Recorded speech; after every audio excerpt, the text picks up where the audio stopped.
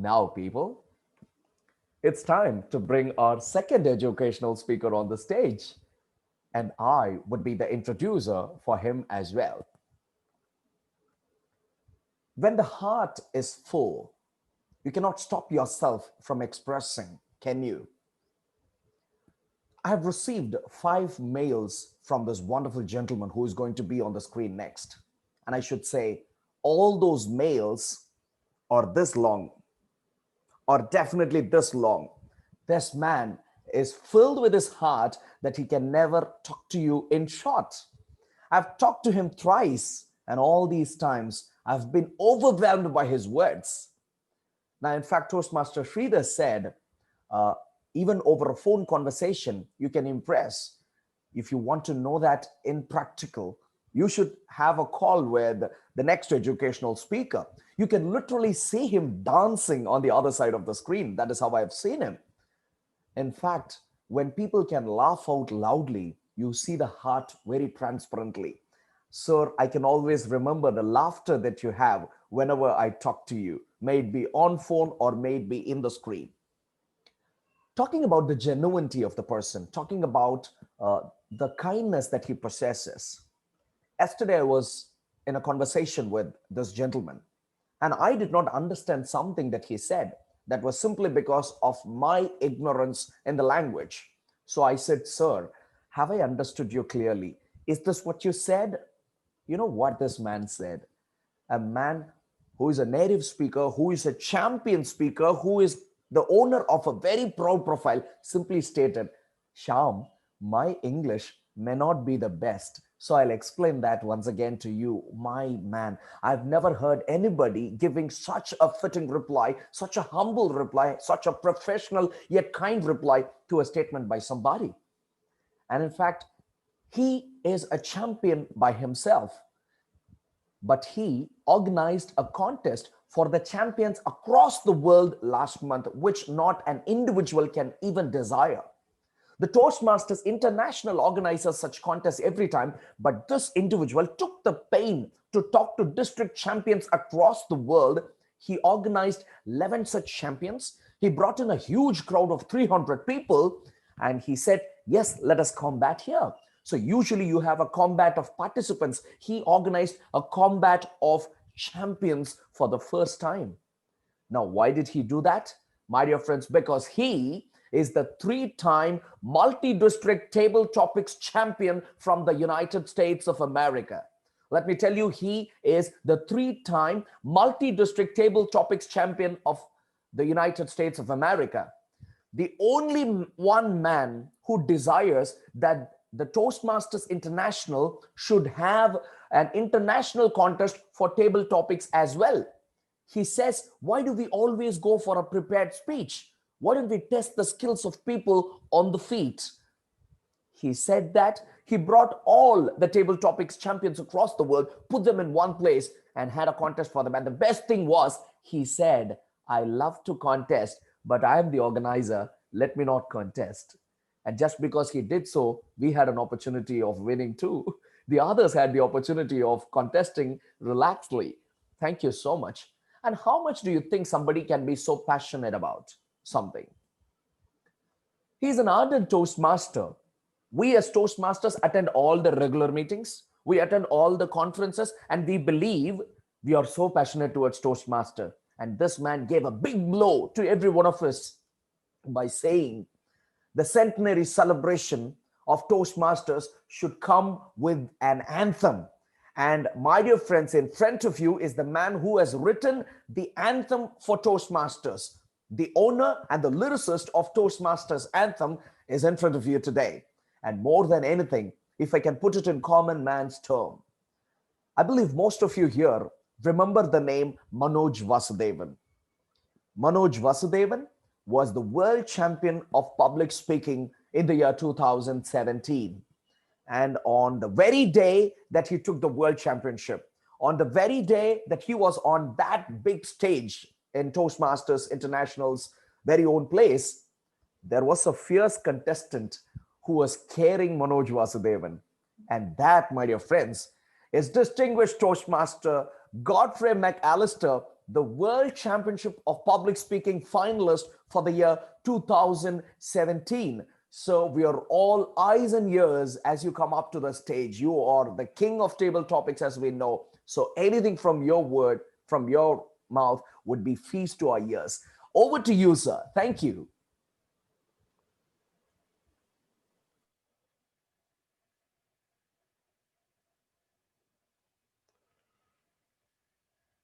I never thought that I would live long enough to have to confess that for the first time in my life, I am lost for words. And you need to know that all the blame for that goes to Sham. We used to say, I don't know if you guys have something called Smirnoff. I don't know if you drink in India. I don't know. Do you drink in India? What about Smirnoff? Vodka. It's an old-time drink. And the advertisement in Jamaica and in America used to be, it takes your breath away. I don't know why anybody in their right mind would want to be able to drink something that will take their breath away. That's called suicide as far as I'm concerned. But what can I say? Drinkers have their democratic right, their constitutional right to take their life away if they wish. Well, Sham, you are the personification of Smirnoff vodka. You have taken my breath away. And as to our first speaker, and I am not as foolish as I might look, so I'm not going to try to pronounce his name. So I will let you, native Indians, fill in the name for me. I will just say the first speaker, the last speaker, the previous speaker. You must know who I'm talking about. Wow. And so I'll begin by asking you, what is it about impromptu speaking in the world of table topics? We call it, should I say in the world of Toastmasters rather, we call it table topics. What is it about table topics, about impromptu speaking, that terrifies you? I'm told that the fear of public speaking is one of the greatest fears in the world. And some idiot said it's even greater than the fear of death. Well, I'm not too sure about that. I think I would rather speak in public than die. But we understand what they were trying to say. The fear of public speaking. And of all the formats of public speaking, impromptu speaking is the most fearful. And so, if you are terrified, well, I know I'm speaking to the wrong audience. You are coming to compete in a contest. You are coming to win. So you are not terrified. But this video, I believe, might be shown to a few people who were not contestants today. And so my message at this point is for you. If you are terrified of impromptu speaking, today is the day. And having watched the first speaker and hopefully the second speaker, you will get a few tips on how, instead of being terrified, you can become jerrified. I begin by saying that I am a committed, dedicated, confirmed, well-established world champion stutterer. Oh, he's joking. He's joking. I am not. I am a born stutterer. Up to the age of 14, I could not get a girlfriend. Because by the time, her name was Joy, by the way, by the time I said, she was laughing and she was gone. But that's not what I'm here to talk about today. All I want to say is that it's amazing how profiles of success are similar, because the principles of success are similar. I don't want to err by saying identical, but they are so similar that sometimes you think they are identical. And so stuttering was my problem. So fluent speaking had to become my solution. It's really as simple as that. You either allow your failure to keep you down for the rest of your life, or you decide that you will overcome whatever your problems are. And the only way to overcome your problems, first of all, is to face them in the face. Not run from them. If you run from them, I guarantee you they are faster runners than you are. They will catch you. So you got to make sure that whatever your problem is, that you face it. That's number one. But we're talking specifically about impromptu speaking. So let me give you a little hint as to what impromptu speaking is all about. Every single one of you in this meeting today, and everybody who will be seeing this video afterwards, I am here to tell you that impromptu speaking is, can I get the drum roll, please? Impromptu speaking is, one more time. Now this is going to blow your mind away. So hold on to your britches. Fasten your seatbelts. Impromptu speaking is what you do every day.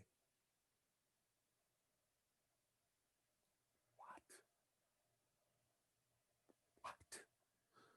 Impromptu speaking is what you do every day. When you wake up, do you go for a script and read to your mother or your father or your husband or your wife or your daughter?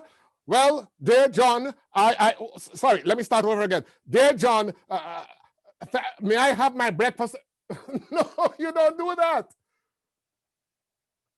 When you are alone with your girlfriend, when you are alone with your wife or your husband, just to play it safe, and your wife looks into your eyes, and without saying a word, she asks you for the better part of yourself. Do you say, hold on now, there's a script for that.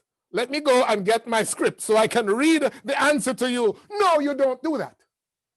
When you're chatting with your friends on the telephone, do you wait for the script and go for a script and say, well, I heard your question. Now, this is my answer.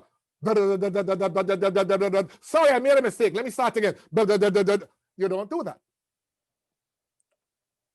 So why is it that impromptu speaking in front of an audience, impromptu speaking for which you may not be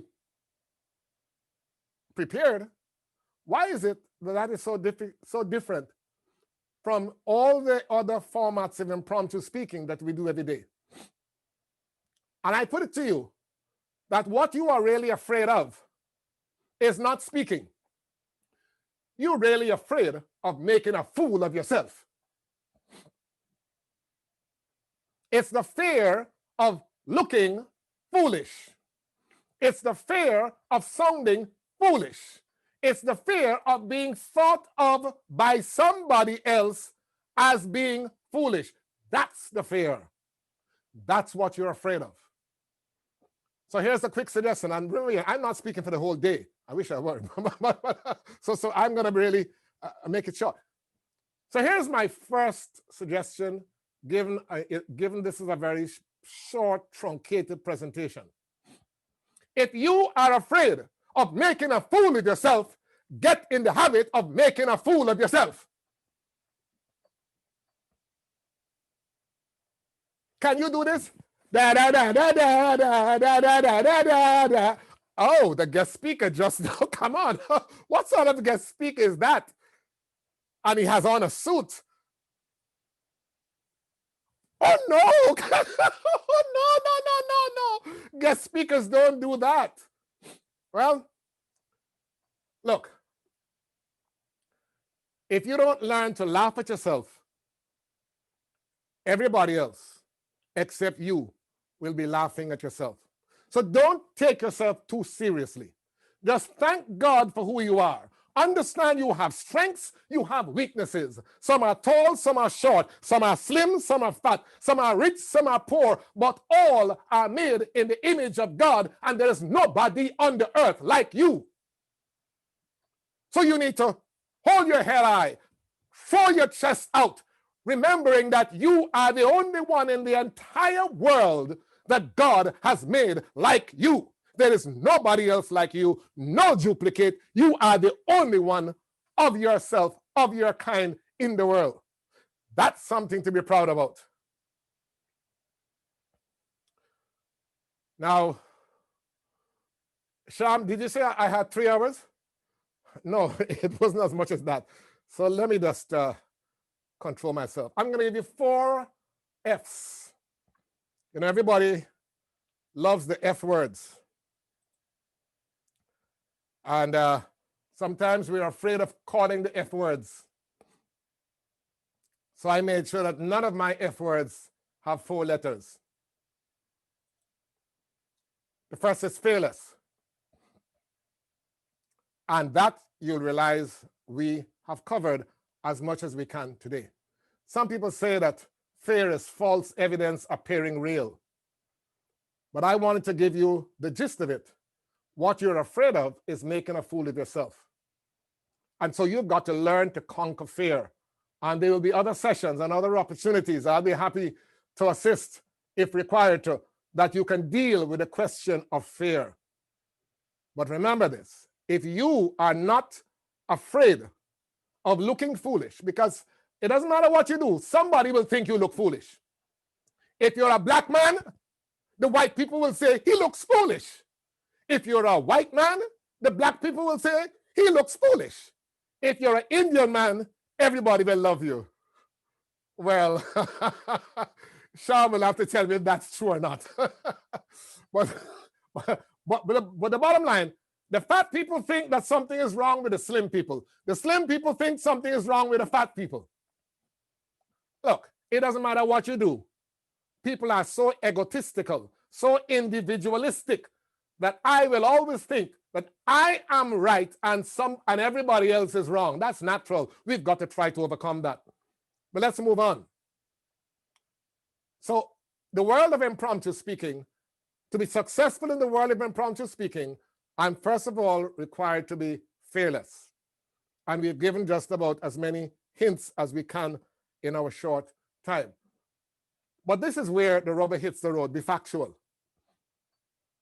A lot of times we are fearful because we don't know the facts. In America, I'm not even going to touch that. But in America, our president has introduced another F, and this is a 4-letter word. It is fake. Oh my God. Oh, but that's another story. Be factual. Facts matter. Facts have to be researched. Facts have to be learned. And if you have a short attendance record at school, you're going to have to make up for it some of the time. Probably in the library, probably on the internet, but you got to be factual. When you know what you are talking about, you are strong, resilient, indefatigable. When you don't know what you're talking about, and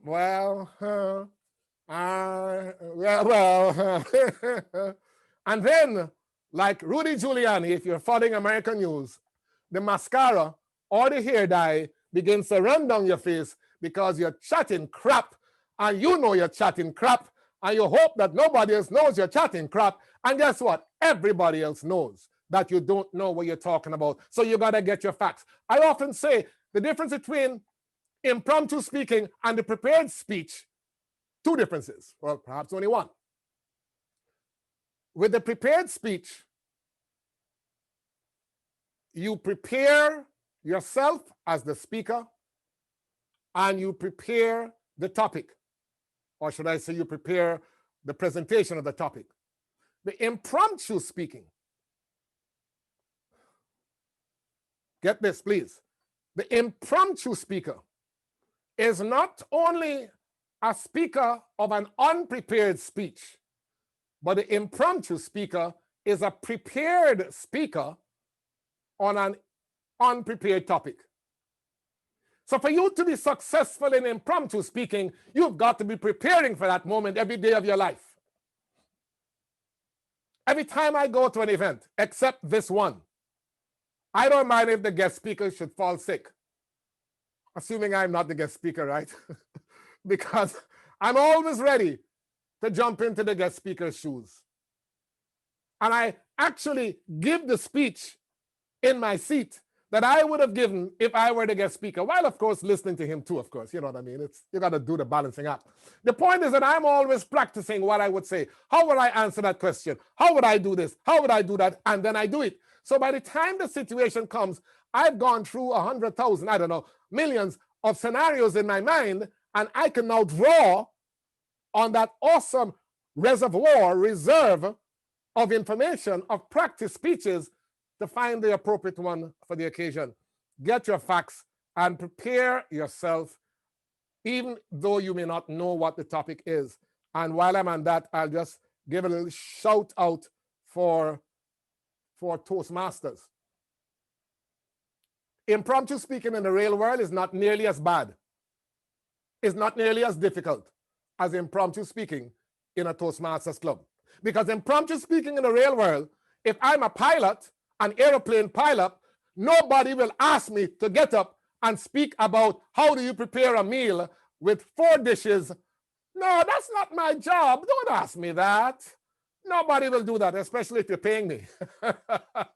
You want to leverage my expertise. So impromptu speaking in the real world is usually about your area of expertise.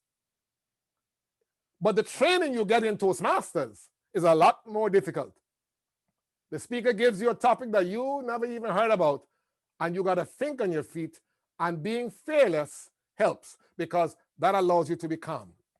You know you have the answer. You're not searching for the answer. Well, you're searching, yes, but you're not searching the universe for the answer. You are searching your mind, your brain, your experiences. And if you don't remember, if you can't remember something that exactly matches it, something closely matched it. Learn to extract the principles out of life and not just the actual facts. The principles. What is the principle? What is the principle in Tom and Jerry? I don't say forget the story. Please don't forget the story. But more important than Tom and Jerry's story is the principle that our first speaker did such an excellent job in identifying. Then be fluent. Fluency is practice. And I said to Sham, look, you guys are, well, he and probably all of you are far more educated than I am. You guys speak your native language, probably more than one different, whatever, you have dialects and so on, and you're speaking English. Sham speaks English like a Englishman. It's embarrassing. Ask me to speak a word of your language, and that's the end of the show. So I have a very high respect for anybody who is multilingual. And those who are multilingual, oh, even more respect. But whatever the language is that you choose, and there's a reason why everybody chooses English, obviously. But whatever language that you're communicating in, or should I say, in whatever language you are communicating, be fluent. Fluency comes with practice. Practice in front of the mirror. Be critical of yourself. Listen to yourself. Video yourself. Do the audio of yourself. Ask your enemy to evaluate you, not your friend. Practice, practice, practice. Become fluent. I promise you 4 F's. Actually, I have about 40 F's, but I'm only going to give it 4, okay? So don't worry. Be forceful. I am 69 years of age. My mother died at the age of 105. My father died at the age of 97. I don't know when I will die. But one thing I know, as I look at you right now, as I speak to you right now, I know for a fact, and nobody dares deny, I am not dead.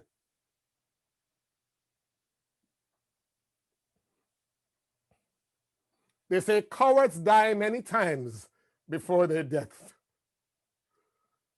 You can be forceful when you are fearless. You can be forceful when you are factual. You can be forceful when you are fluent. Then the world will appreciate all that you've said. The world will realize whether they agree with you or not. The world will say, here is a man, here is a woman with conviction. And people love to follow people who are people of conviction. So, are you terrified of impromptu speaking? From this day forward, no longer be terrified, be jerrified. Thank you. My God. Thank you so much, distinguished Toastmaster Godfrey McAllister. In fact, I only miss the in-person stage because we wish to give you an ovation. We wish to stand in front of you and give you thousands of people standing in front of you and paying your accolades and thanks to you. Just imagine that all our people are standing in front of you, standing up and offering our ovation to you, sir. Thank you so much. It's been a privilege for each of us to have listened to this wonderful presentation. My dear friends, from wherever you are, if you can pay all your salutes, if you can pay all your thanks to this wonderful gentleman on the screen, that's the best thing that we can offer to him. My dear people, you should remember, as he said, I'm sorry, sir, to mention that from you. He said he's 69. And you know the time there in his place, people? We are here in a fresh morning session. This man is talking with all this energy at 11 p.m. It's 11 p.m. in his place, and he has got all the energy that he displayed to us. And as a matter of fact, I would like to tell you, I said, when the heart is full, you become very expressive. Now you know how expressive he was, and you know how full his heart has been. Do you see the background behind me? My dear friends, I had the background only for me. And he took the care and concern to ask it by himself yesterday. He asked, Sham, do you have a background? Do you want me to place it behind me? My God, how generous have you been, sir? How kind have you been? How caring have you been? In fact, every member in this audience today hasn't listened to a session on impromptu speaking like this ever before. We have never listened to such a presentation on table topics, and the finest lines that we are going to take in our hearts forever. Ask your enemy to evaluate you. And you said, do you have a script in the morning? My God, that was tremendous. And in fact, my dear people, I should tell you, this energy, this enthusiasm, this concern for us has been displayed just a few hours before his very own humorous speech contest. Our prolific educational speaker has got a session now. He has got a humorous speech contest the very next day, and he has spent all this time. What would we be doing, my dear friends? We would be preparing for our contest. We wouldn't let our mother inside our room. He has let all of us into his room. He has kept us listening to him. My dear friends, can we take a moment? Thank you. So you've got Toastmaster Sridhar Ranganathan presenting his feedback to you, sir. My dear children, my dear parents, my dear principals and management members, can we take a moment to express our gratitude over the chat window? I'm sure distinguished Toastmaster Godfrey McAllister and Toastmaster Sridhar Ranganathan can look at your chat window. If you can express your feedback, let's take that time to tell them how honored we felt when we listened to them. Do you have the rights? I'm sorry. Do we have the rights to present our feedback? I should check on that. But then we felt so, thank you, sir. When you said the principles of success and the profiles of success are more or less similar, you said face it in its face. We would always remember these pointers, sir. Thank you so much for your time. Thank you so much for your efforts. And I personally learned a lot of things about public speaking today. Your expressions, sir, I wish I had them in my life as I get onto the stage. And I'm sure you are contesting in the international speech contest. And one day we would like to look at the screen. No, no, look at the stage and see you on the stage winning the world championship title. And we should say, one day we listened to distinguished Toastmaster Godfrey McAllister. He came to us, he presented a speech. We should listen to that, sir. I mean, we should feel that one day. Thank you so much for your time, effort, and the lovely lessons. Thank you, sir. That was phenomenal. And you may take all our wishes for your humorous speech contest. I'm sure there is nobody who is going to stand a chance against you. And that's going to be a wonderful time for the audience tomorrow. Thank you, sir. Thank you. We